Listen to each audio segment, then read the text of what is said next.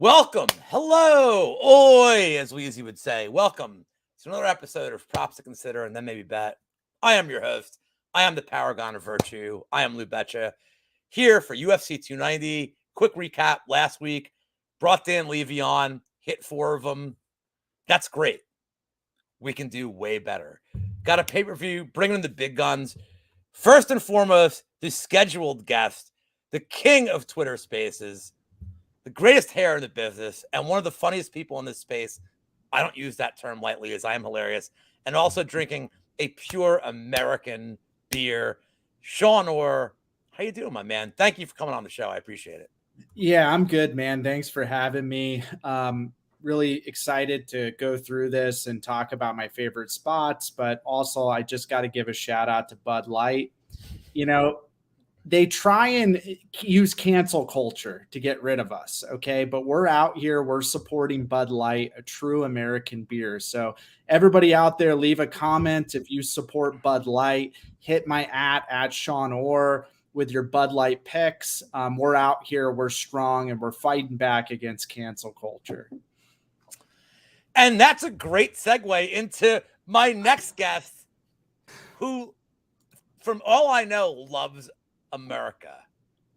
Absolutely. I didn't know you were going to have Shawn on here, though, so I might have to drop. I mean, he's out here with this Bud Light propaganda. Everybody knows if you're going to go light beer, you go Michelob Ultra.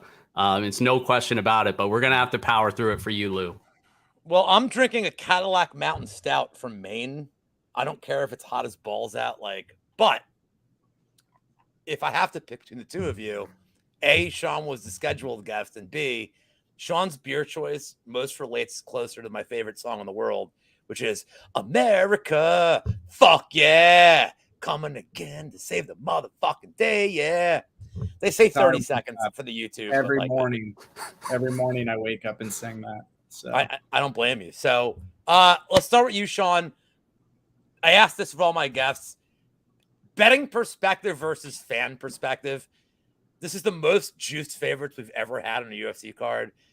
A little trickier than usual, but are you looking forward to the card as a fan? And then as a gambler, is it just kind of eh? I mean, both, right? So there's some good fights here. The UFC's gotten really good about putting on these freak show fights now. So even though they're Bellator now. Yeah, I mean, it's not that high level, but who doesn't want to watch Crute versus Menefield again? Who doesn't want to watch Petrino versus what's his face? It doesn't matter what his name is. Marcin Prachnio. Who doesn't want to see Dricus Duplessis and see if he can actually keep this train rolling? So it's not the highest level of guys usually. I guess aesthetically. But at the end of the day, it's the UFC, man. It's the best show and good for the fights. And yeah, I've got some bets. So I like this card both ways. And John Kelly, who I know celebrates Bo Nickel season. John, I mean, I have an idea of your leans, DFS wise, betting wise, but again, from a betting perspective, it's wide lines.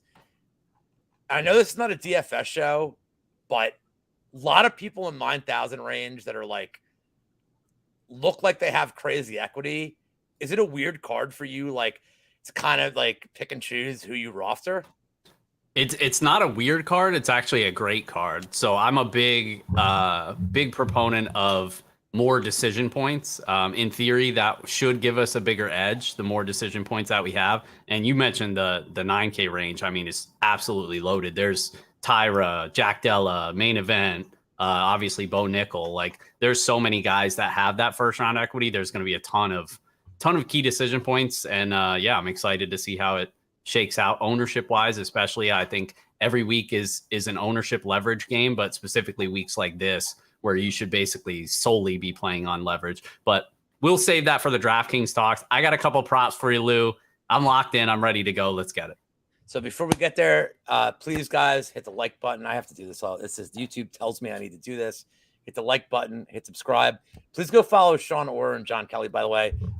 John Kelly is an amazing content guy, and Shawn Orr is one of the very few people who I think is funnier than me in the space. I do not say that kindly.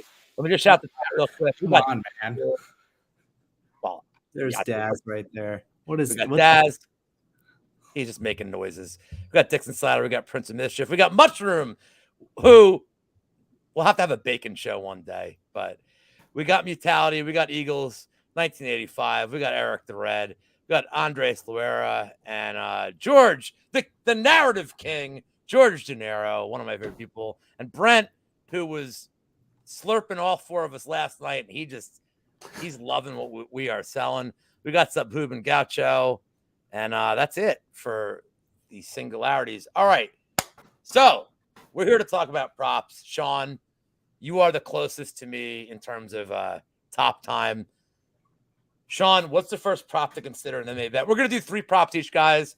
Get to the main event, do a Yambag shot, get the hell out of here. Shawn, what's your first prop to consider and then maybe bet? Because our legal team, by the way, you're not committed. Okay, so I'm going to jail anyways, so I'll recommend that you bet the over 2.5 in Ross Aguilar. I don't mind. Love it. Ross decision shot either if you want to just get extra like frisky with it. But the over is like, plus 125, 128, something like that, 2.5. It might be at like 120 now, but it goes the distance. You're even looking at, I think it was like close to like 140 or something. Ross those numbers plus 450, by the way, Shawn. Oh, it is? Ross decisions plus 450. I mean, you think about it. It's like, let's be honest here. Ross, he can't bust a grape. Aguilar, it's Mexico season. He's tough. And Aguilar, he goes for guillotines. And I only saw a couple instances on tape where I think maybe Ross could find himself into trouble. But how high are you really going to cap that? I mean, maybe like 20% at most. So I think the over is great. John, you have any? I know you're on the Aguilar side. How do you feel about the totals here? Yeah, I mean, I just worry about Shannon Ross. I mean, I know a lot of sharp people are eyeing that over. I just worry about the durability, to be honest. Like, I don't think Aguilar's very good, but like, I really just don't trust Ross's chin. So that's why I'll probably just stay away on that one. Okay, so I wrote down 4 props, and Shawn already stole one of mine. I just want to agree with everything Shawn said, that I think all the finish equity is on the Aguilar side. And if this goes to decision, it's probably Ross just staying at distance. He finally has a reach advantage. Yeah, his durability stinks, but Aguilar not only has a 4-inch reach disadvantage, but he like throws looping punches. And for those guys that have watched the show before and know me, I don't think Shawn knows this. I don't know if John knows this. So Cody Brundage is my friend. And I'm kind of having PTSD from Gilly merchants.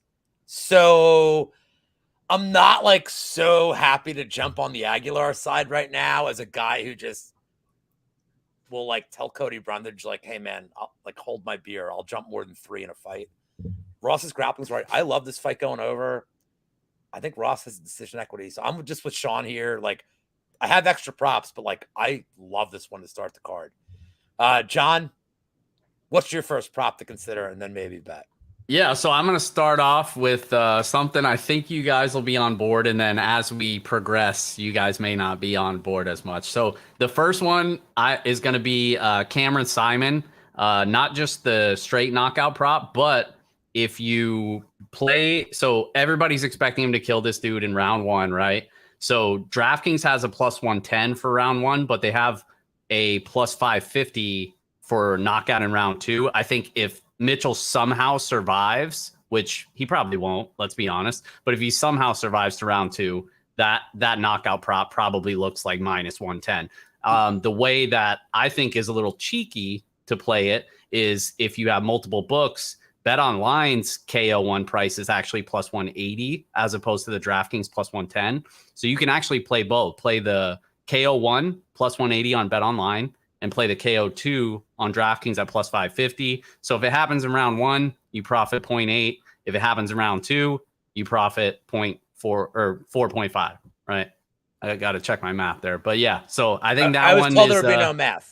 Is pretty solid way to play it. I think Simon knocks this dude out inside the first 2 rounds at a really high clip. Shawn, how do you feel about that fight? You think it's just KO City and we're done? Or come on, man. So this is my bread and butter. I love fights like this. This is like a pandemic level fight, right? The last Alaska FC guy that they had was Uros Medic losing to Jalen Turner.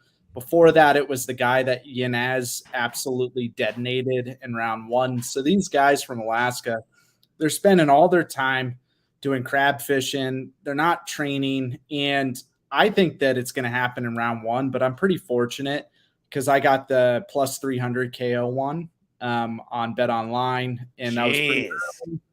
I got the ITD. I got the round 1. I got the round 2. Are you Andrew Gomes of CLV? You know, Dave Mason may or may not be scared of me. Just pointing that out. But yeah, I like the play, John. Good luck.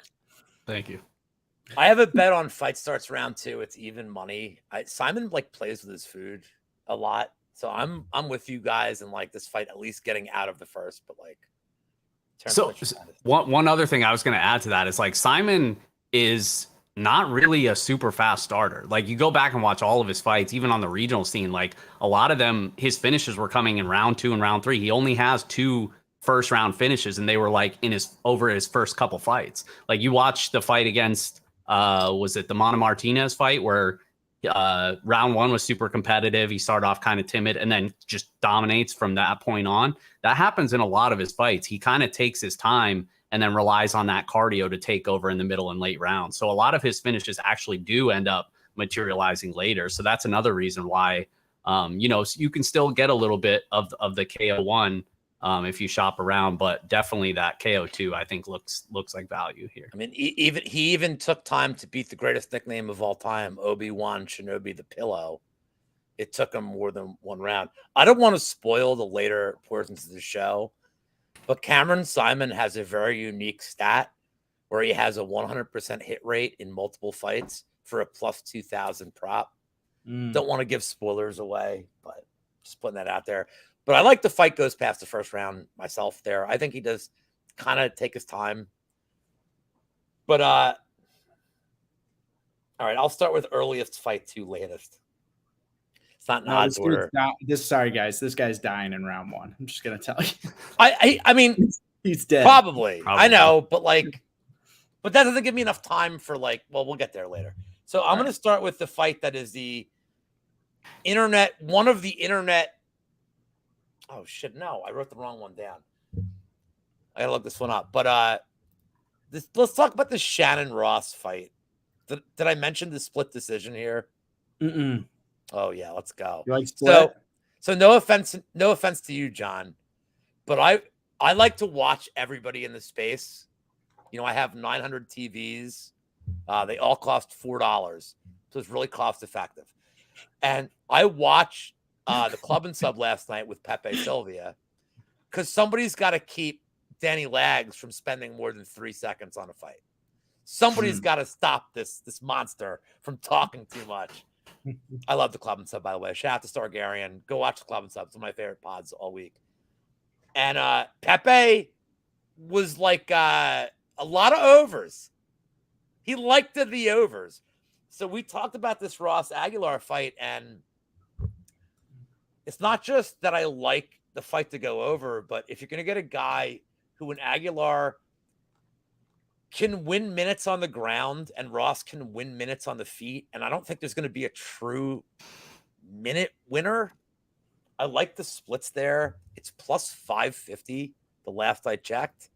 I'm looking right now.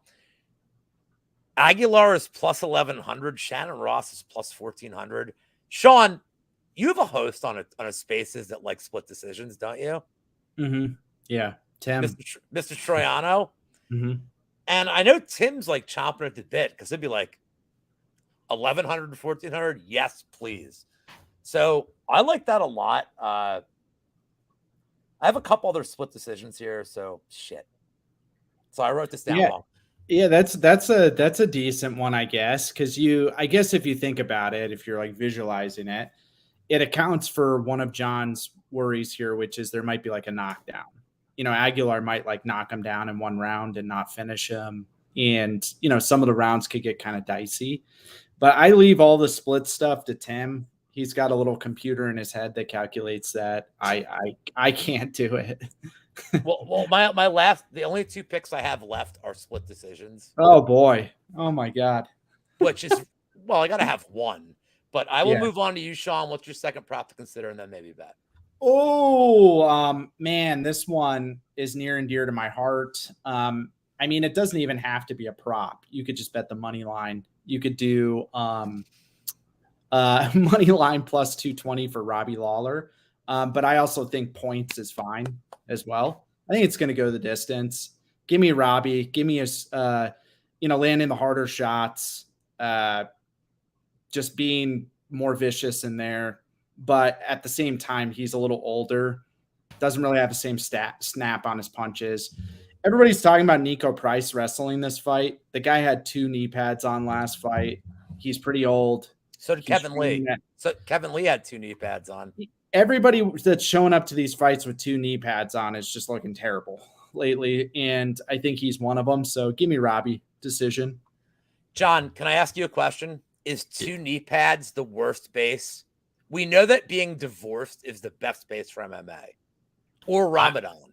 I would argue that tumbling is the best base for MMA. Haley Cohen. I mean, everybody knows that. Yeah, I mean, I don't really have much interest in that fight. I think I get why people are chasing the dog there, just because Nico Price should basically never be minus 250 against pretty much anybody in this economy. I mean, I totally get it. I'm not gonna fight anyone on that. He just probably won't get my money this week. Okay, so since I knew the Lawler fight would come up, I'd like to ask both of you a question before we move on to your next pick, John. I know that we in this community, we're supposed to be like these perfect professionals that snipe like, I don't like it at 180. I like it at minus 184. You know, that's like, come on, you guys know the people. Is there nothing wrong with like, so I said this on my show last night with like Wiz, Gordo, and Liam. If you want to take a shot on Lawler, I know the retirement word is bad. This is not me advocating a shot. But if you're advocating to betting on a fighter, are you advocating because A, you like them, and B, they've probably made you enough money in your lifetime of betting them where like you're like, like it's okay to throw like I want Lawler to win, and I have a small poke on him. I have him to win by knockout because I'm an idiot. But like, is there a problem not being perfect in the community and just betting a guy you like? I'd like to answer that, like both of you. You're both lifelong fans. Like, do we have to be perfect people that are dog hunters? Like, can just root for a guy to win? You got to answer that first, John. You're Mr. Perfect. You are. I mean, I don't know about that. You are Mr. Well, you're the only one with a title belt, John. Yeah, that is true. I mean, you guys saw when Kunith tried to strip me of my belt, I had to send it back. You walls of Jericho. You walls of Jericho'd him. I didn't catch all of your question because my dog is like wrapping himself up in my wires underneath the desk here. But is it okay to bet a guy that you like, even like, of course, despite like narrative and like we got George in chat, so like narrative now has become like the show. Yeah, I mean, 99% of us are not doing this professionally. You want to bet on whoever? I mean, go ahead and do it. Like, I mean, it makes no difference to me. This is supposed to be fun. Obviously, you want to make money. But, I mean, the last thing you want to do is follow somebody else's advice or something when they talk you off of your own thoughts. And then your original thought ends up, oh, I would have won money and I love betting on him. You know, you don't want to do that. So, I mean, you want to bet the guy because you like him, go for it. And in this case, you're actually getting a really good price. So I think it's totally fine. Sean, before you answer, the flip side is Cody Brundage just cost me a lot of money and he is my personal friend. So, you know, there's the downside of it. But is there a problem laying like a few bucks or like on just a dude you like in your like lifetime of watching fights? Because he's probably made you money for the fact like you like him because he's probably gotten you that far. Or am I crazy? So I know Cody too from doing shows with him, and he's a nice guy. Super nice guy. Good dude, but I mean, for me personally, I bet against him a few times. So You to owe me, me it's $9. it's to me in most cases it's blood and guts. It's who's going to win. Where do I see the edge? But there are fighters, and you need to think of things in terms of like, I guess, mental models in your brain, I guess. There are fighters that are memes, right? And let's say you win on a fighter that you bet that's a meme, and technically all the tape and everything tells you this guy sucks, but he just happens to win and you keep betting him. I don't mind continuing to like invest in that type of an outcome. Eventually the wheels you're up for life. Yeah, eventually the wheels are going to fall off. Like William Knight was a really fun guy to bet on, even though he's freaking terrible. You know, there's John, who's your guy like this? I mean, I got a lot of guys like that. Mine is Darren Elkins. Do you know what I'm saying though, John? Where you just kind of invest a little bit more. And it's like you kind of think that they're better than they are, and everybody else knows that they're not as good as you think, but deep down you're like, no, I mean they're gonna prove me right. Yeah, like, I have plenty of guys like that. Like if you had to go to people and be like, no, dude, he's good. Like Darren Elkins to me, they're like, dude, he's getting his ass kicked. I'm like, sweet. I mean, I was kind of like that with Ryan Hall. I've sort of started to slow down a little bit lately, but I was like that with him for a while. There's a bunch of guys. I mean, Petrino's another guy on this card who I definitely rate higher than the market. Oh, you're a lifetime fan? You're a lifetime fan of Petrino? No, but I mean, I think he's better than most people. Like, I don't think there's any value on Petrino, and he seems like a popular underdog this week. Wait. I got one for you. Jared Vandera. Oh, I have donated so much money to this asshole. And I shouldn't have done He's usually such a good price, though. He is. He's always tempting. He's just a good enough price where you're like, yeah. No, you know what you're going to say? But if he grapples. Yeah, if he grapples. Well, what if he throws kicks and then he'll do it in round one and that's it? He's like plus 260. You're like, but dude, if he grapples, he has a path. You're like, yeah. Dude. This guy, when he comes back to the UFC at light heavyweight or whatever he's doing, I'm going to continue to lose money on him. It sucks, but that's what we do. John, before we move on to your pick, this is a 5-second answer from both of you. Don't think about it. Your favorite nickname ever.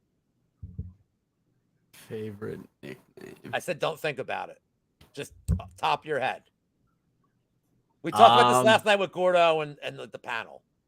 I mean, Jai Herbert's was good, but then he changed it, so... No, just pick a fucking nickname, John. I'd have to think about it, man. Sean, pick one. I mean, just off the top of my head immediately, the Pleasure Man is hilarious. There you go. That's hilarious. Mine is Willie Whip-Ass Gates. John, you have, like, till then you're up again to, like, give one. I'm drawing a blank. The pressure's on. I can't think of any. My mind just went blank. Well, John, it is your turn for a prop, so don't think about it too much. We need a name and a prop.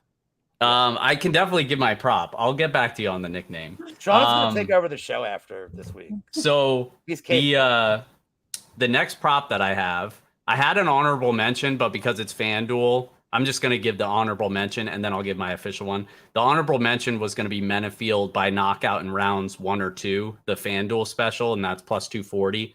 So it's just a way to increase his knockout prop. Because he's not getting a round 3. Exactly. So you're just improving the price a bit and still keeping all of his knockout equity. But the one that I actually did bet already this week is Jalen Turner by knockout at plus 210 on FanDuel. And I also sprinkled the KO in round 2 at 10-1.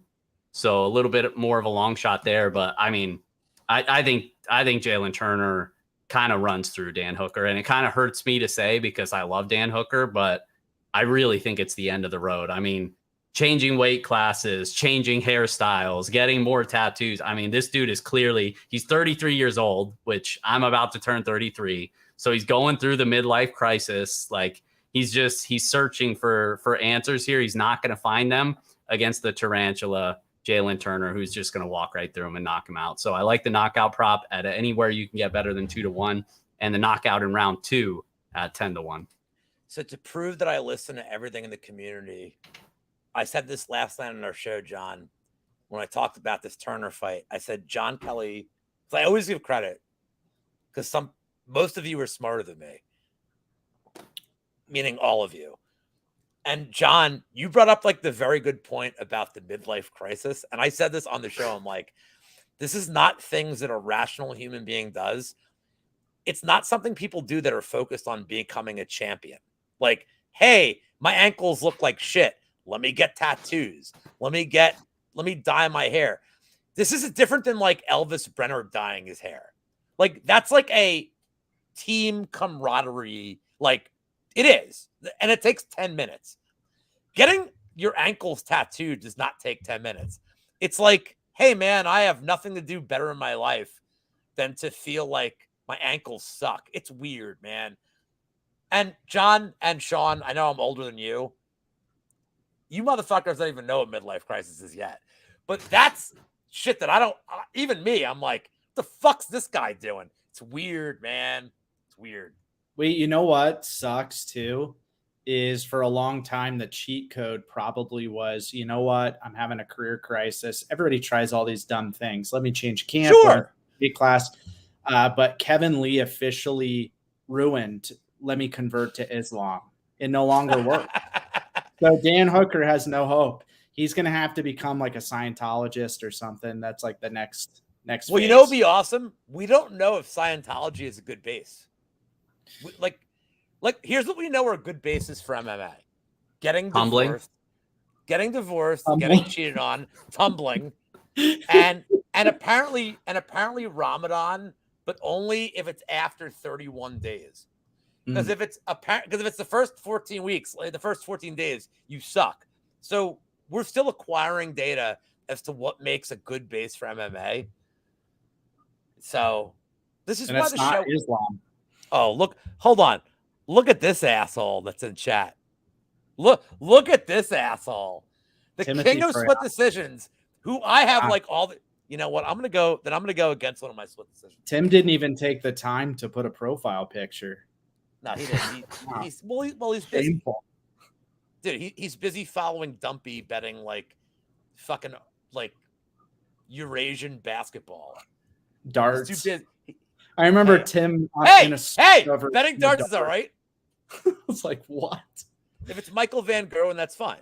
I mean, Tim was talking smack about us betting on hot dogs while me and Shawn were just sweeping hot dog bets. Like, it's too easy. I mean, what are we doing here? Can we just say what are we doing, Tim?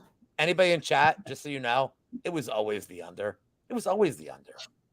Always. Especially after the rain delay. It's always the under. Mm-hmm. Always. All right. I'll do one that's not a split decision just because Tim's here.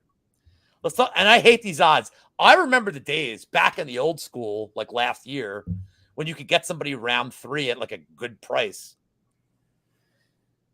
Rebovic's round 3 KO plus 1,000. Like, so I have a bet on Kirk. I have a 1-unit bet on him at like, because I panicked when I saw this line movement, and then I'm like, wait, who's moving the line? This is a troll job? And then I actually thought into it, and I'm like, so Kumela Kirk kind of sucks. He's moving up in weight. He's coming off like a huge back injury.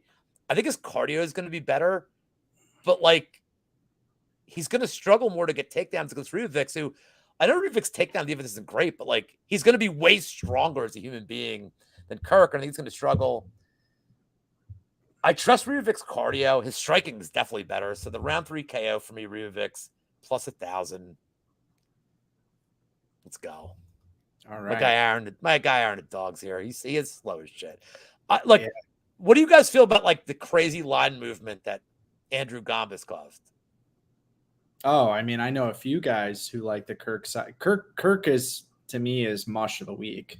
I mean, I said it earlier. And if I were going to play Kirk, I would rather play like submission round 1 or submission round 2 over money line, because I don't think the guy is capable of putting in like a 15-minute fight if Rebovic's is striking with him, because I think Rebovic's is going to hurt him if that's the case.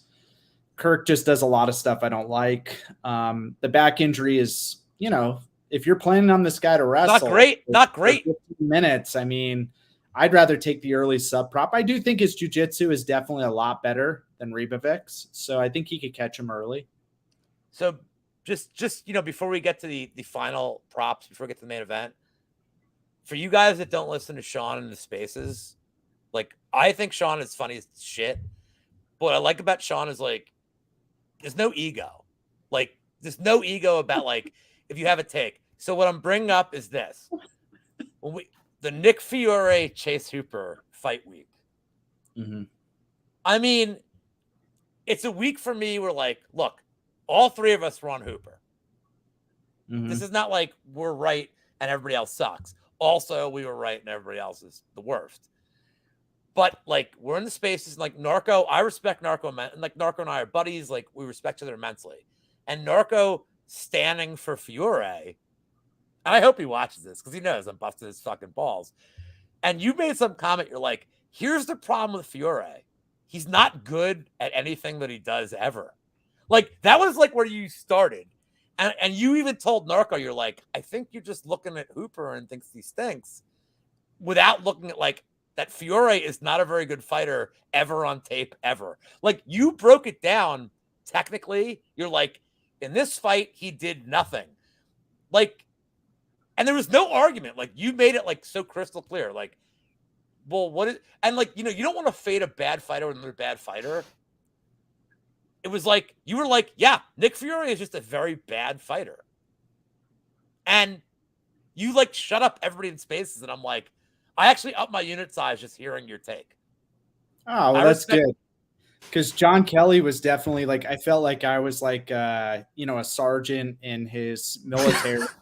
John Kelly was, like, hammering that Hooper all week. And I felt the same way. And, if I could ever win over Mike, it just feels that much more. It does. sad. It really. We're like neighbors. We live right in the same area. You're both zona people. Yeah. So, it does feel good. It does feel good to beat. I mean, I will say his track record of winning him over me has been pretty good lately. So, but I think it's so funny how, like, these weird fights are, like, it's not like main events that we're arguing about. It's like, fuck you, you like Fiore, like, you're a piece of shit, or like, you're on Hooper. It's weird that those are the fights that, like, divide us as a community. But all three of us. Look this week. What is it? It's Crute, Menafield, Petrino, Rybavix, Pacquiao, Rybavix versus Kirk. Aren't those, like, kind of the Thunderdome fights in your guys' conversations that you're having with people? No, the Crute Menafield that love Pacquiao this week, and I'm like, what the hell, dude? I don't see it. They forget that he stinks. But all right, let's get to our last props. Shawn, I believe you're up for the third. Oh no, go to John Kelly first. John Kelly. Shawn told me that you have something special here. I do. And you didn't ask me about the last one, but I did bet Rybavix today on the money line. So I like that. What number do you get? Minus 144 on FanDuel. I think that's cents worse than what you can get elsewhere, but about the same. Reasonable number. Yeah. I mean, that's one. I'm just fading the line movement. So you want to know what we thought about it? I think me and Shawn are on the same page. I am too. Seeing if we can run it back with the Hooper money and see if we can get right here on Rybavix. John, can you walk for 3 minutes while I pay? Oh, absolutely. Yeah. I mean, awesome. now that Lou's gone and we have his channel, Shawn, would you like to talk about American politics? Oh no, hold on a second here. Oh my God, I lost them both. Your show. Oh my God, this is terrible. All right, well, I'll go ahead and give my last prop here, which people might not like as much. I honestly, and this is one that, like the other ones, I bet the Turner one. I am going to play that Simon one.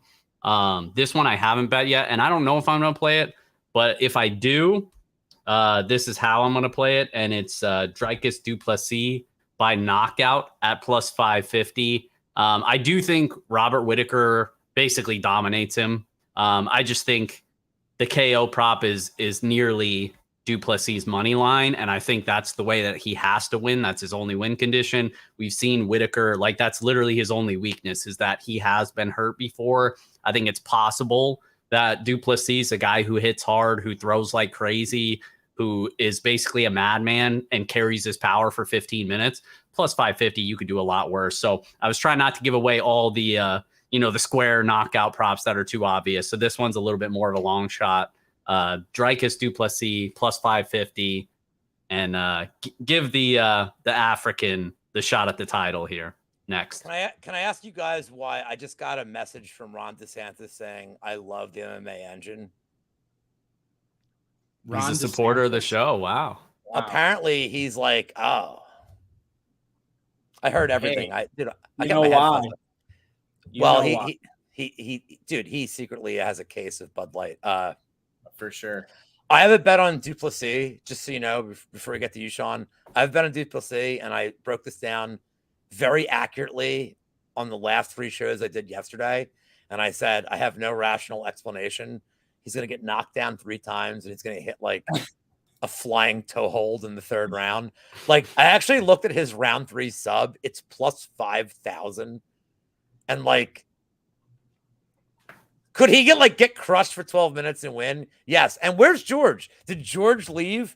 Because if we're talking narrative nation, is not him winning by like meme fucking shit. Like, we haven't talked, like, we talked about Lawler a little bit. Nico Price was du Plessis before du Plessis was du Plessis. Like, winning with crazy bullshit meme finishes. And like, now we have DD.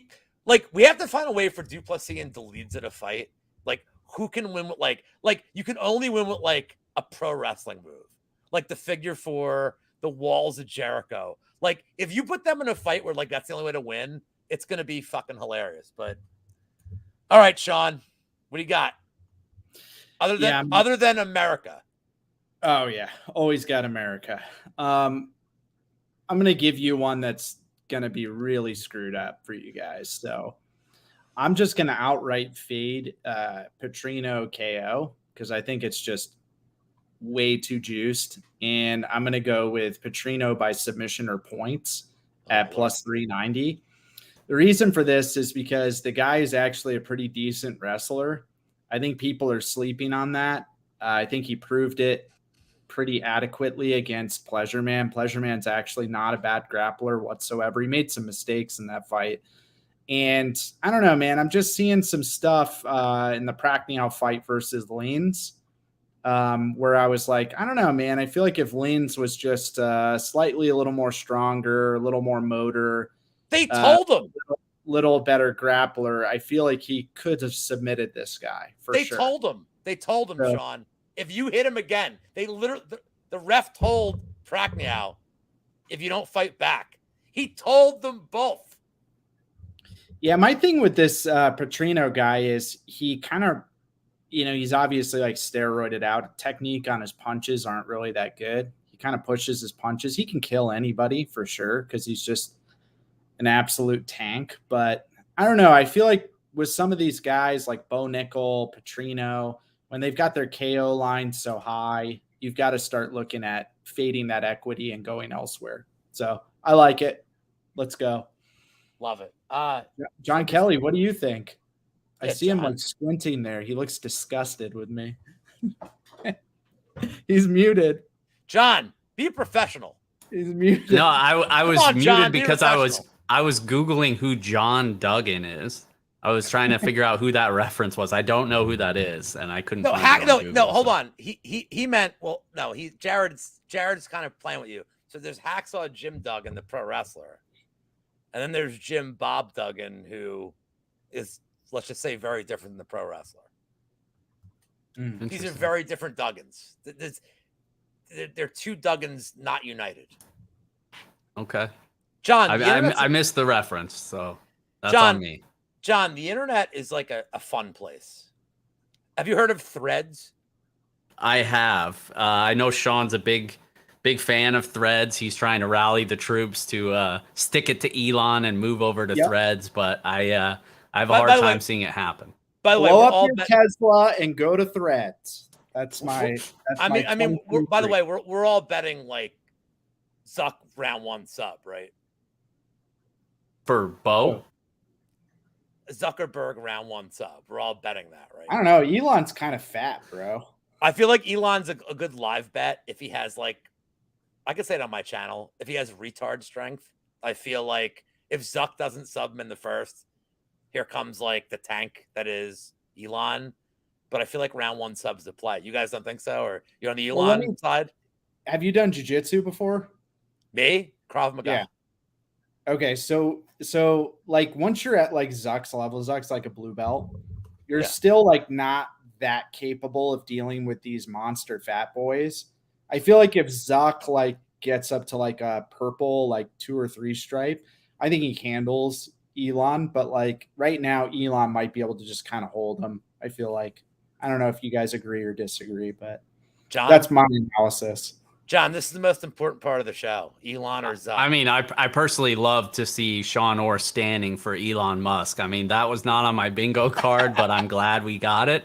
I honestly, like, when it first came out, I was like, I hope we get Zucks at big dog odds, because I know he's like big into grappling and he's such a smart guy. He can pick up stuff real fast. But then like seeing Elon putting in training rounds with my guy GSP, a fellow cold plunge king.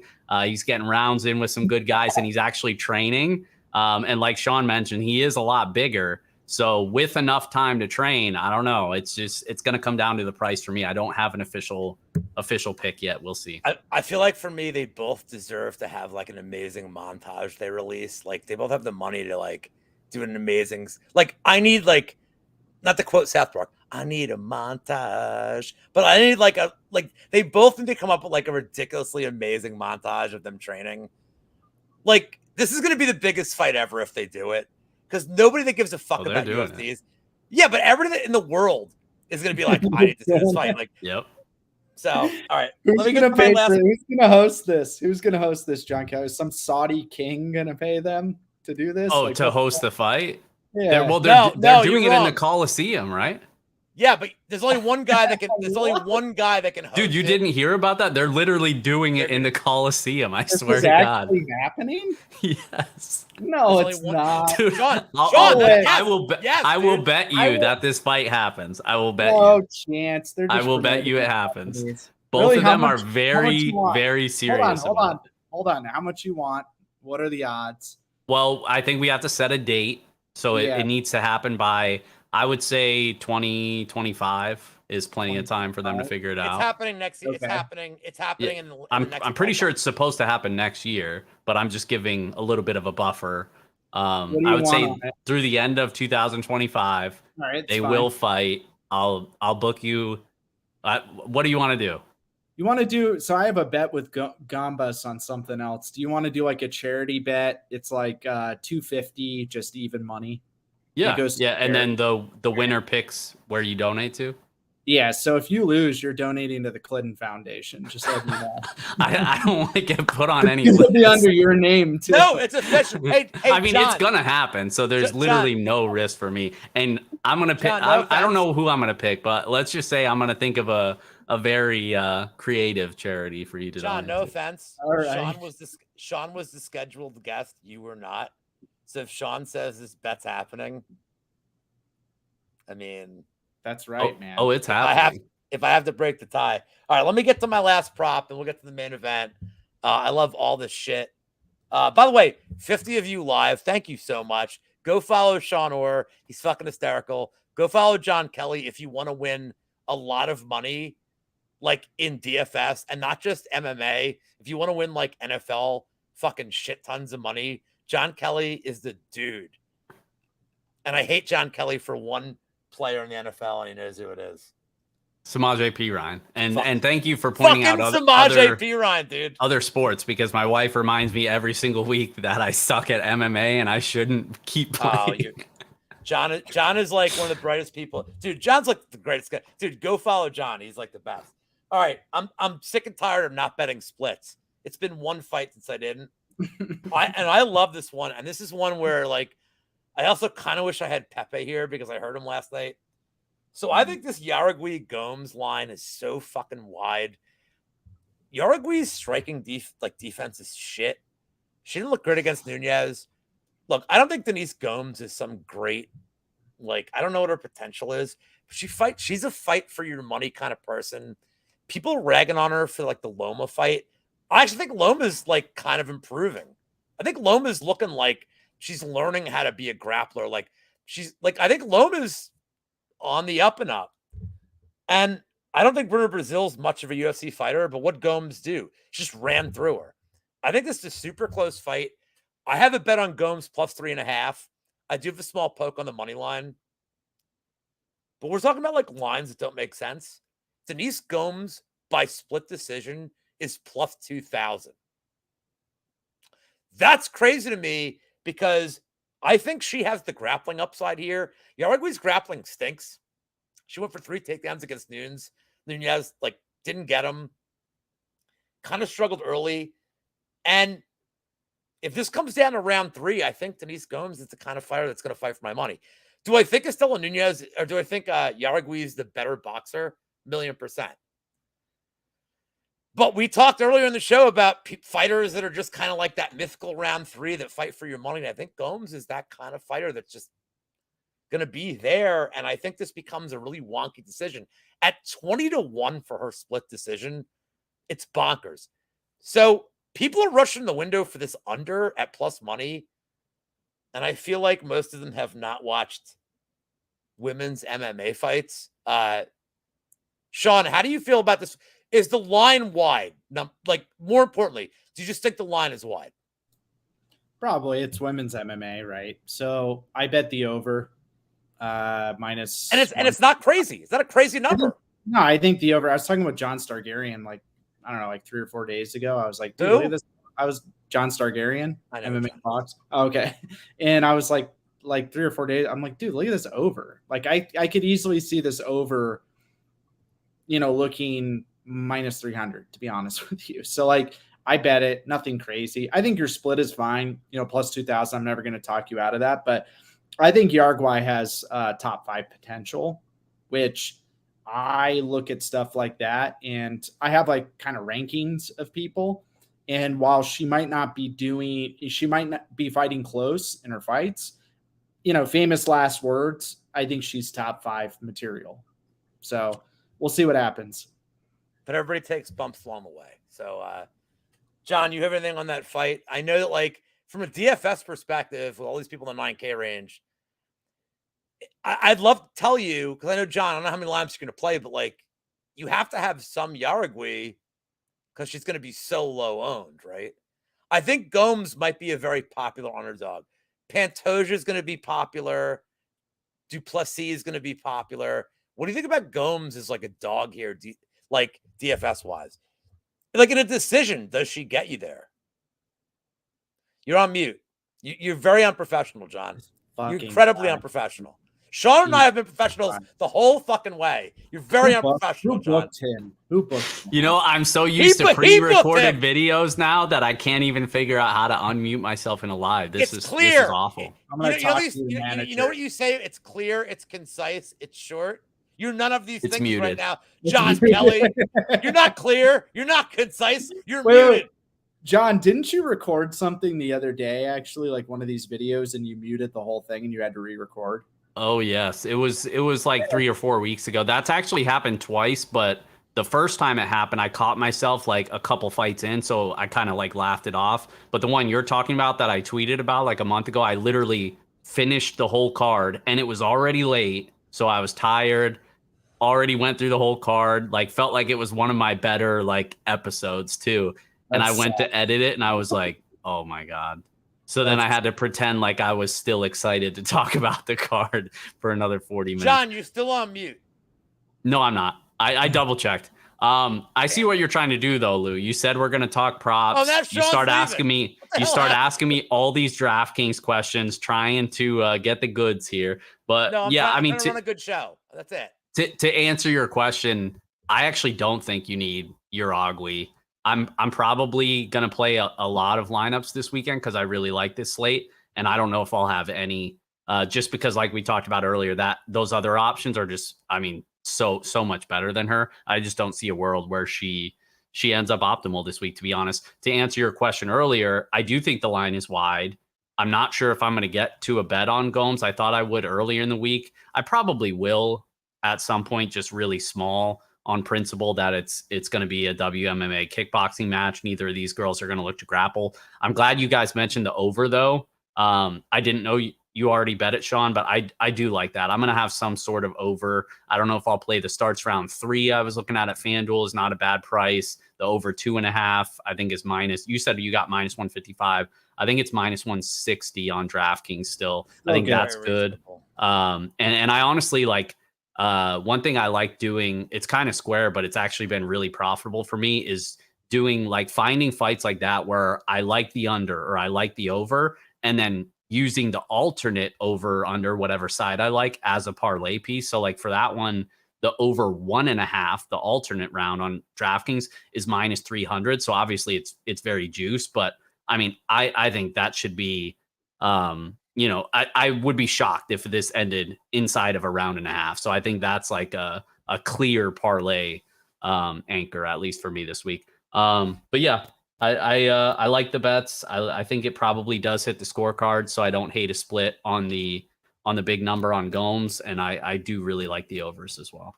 All right, well, let's get to the main event because we are way over schedule here. For John said he's got 46 minutes of time for me, and we are already over that. I'm joking with John. Let's get to the main event just quick. It's a tricky main event to bet in terms of the money line, but like Shawn, like, how do you think it plays out and method? Was the question hard? I mean, you're like, oh, this guy. I'm looking at the numbers and I'm like, I think Moreno's going to win the fight, but I'm not betting him at minus. Moreno's not the main event though. Oh, Yair versus Volk. I bet the under doesn't go the distance at plus 124. And why I bet is that? Yeah, Volkanovski should win, right? But Yair might be able to create chaos and find a finish, but I think Volkanovski can wash him on the ground, kick his calves. I think Volk is smart, better everywhere for the most part, and Yair has some finishing upside. So I like the under. Doesn't go 124. Is it still there? Yep. No, it moved. Oh, not badly. I know FanDuel did. I think FanDuel's minus now. It is minus 126. My bad. Do you still like that, John? Honestly, I wouldn't bet it there. I think plus money makes sense. I'm kind of flippy on it, whether it's like a dominant decision for Volk or a finish. I don't think Yair has much finishing equity. I think it's Volkanovski all day here, but I do think he's certainly capable of pouring it on probably later in the fight. I'm kind of flippy on whether or not it's dominant decision or he does get him out of there. So I am with Shawn, and I got it at minus 123. I didn't care. It was a good number for me. I think if Volk goes to takedowns, he's going to, like, I don't think Yair can get up. I think he's so heavy on top control. He's stronger than Yair. Yair's skill is, Yair has 2 skills that lend me to that fight doesn't go. 1 at range, and 2, this close range, because everybody thinks that like Volk's going to like be close to distance and he gets like close boxing range and he makes it like, an ugly phone booth kind of fight. He's at an advantage. But yeah, Yair throws all this crazy shit from super, and I mean like a foot range, like knees out of nowhere, elbows from out of nowhere. Forget about like the zombie, like nonsense elbow. His whole career, he throws strikes from like, it's really hard to prepare for some of this stuff that he does.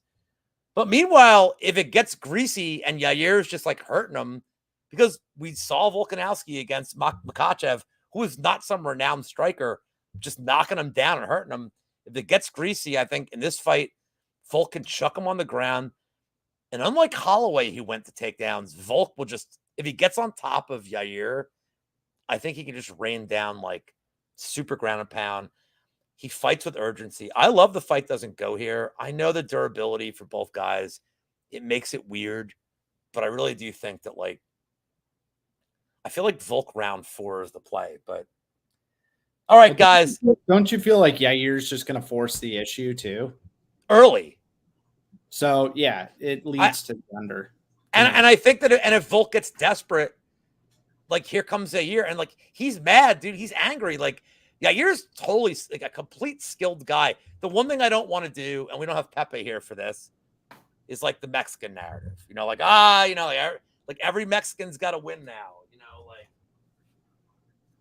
Hey man, I'm a fan of Mexico. I like. Is that how you show your support? You walk around the streets with that on? Well, you have a Bud Light.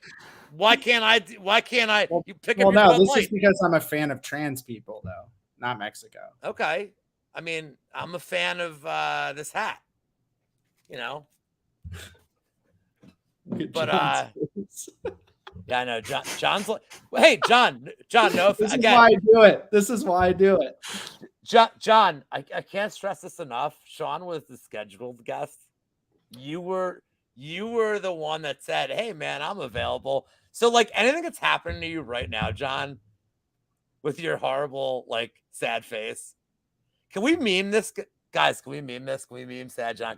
No, like, come on, John. We love John Kelly. Shawn loves John Kelly. I love John Kelly. Tim Troiano, Aaron the Dog, everybody in chat loves John Kelly. Let's just keep this get to the most. So let's get. No, we're done. No, we're done. Yeah, so if you want to keep talking about how much you love me, I got more time, Lou. I do love John Kelly, but you know what I love more than John Kelly? The thing that's made me all the money in my life, the thing that's made me a reputation in this community.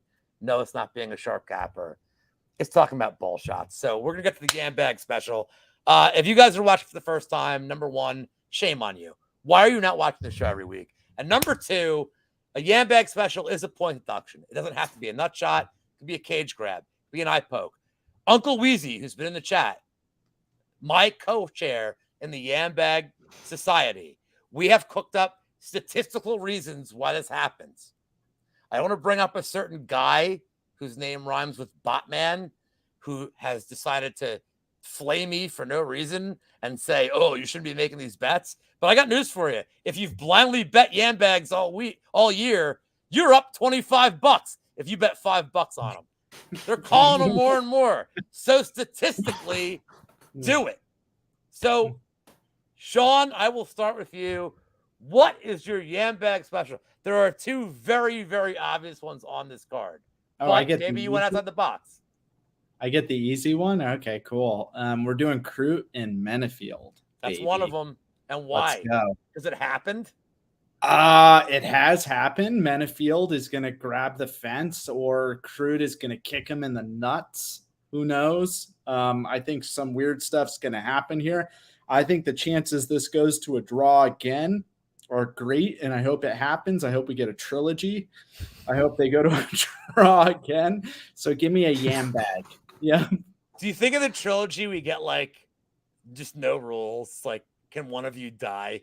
Like whoever loses just gets cut. It's like UFC 1 where they just fight until somebody loses. Like it's like, can Tank Abbott be the ref? Like, just let's make it like a whole, like, he doesn't give a shit. I love it. John Kelly, Mr. America. I know Shawn's like kind of aligned with me personality wise. I am so excited to hear why John thinks a point deduction is going to happen. It's going to defile his personality, and I love it. No, so I knew you guys were gonna take the chalk answers, so I got a little bit off the board. I have two.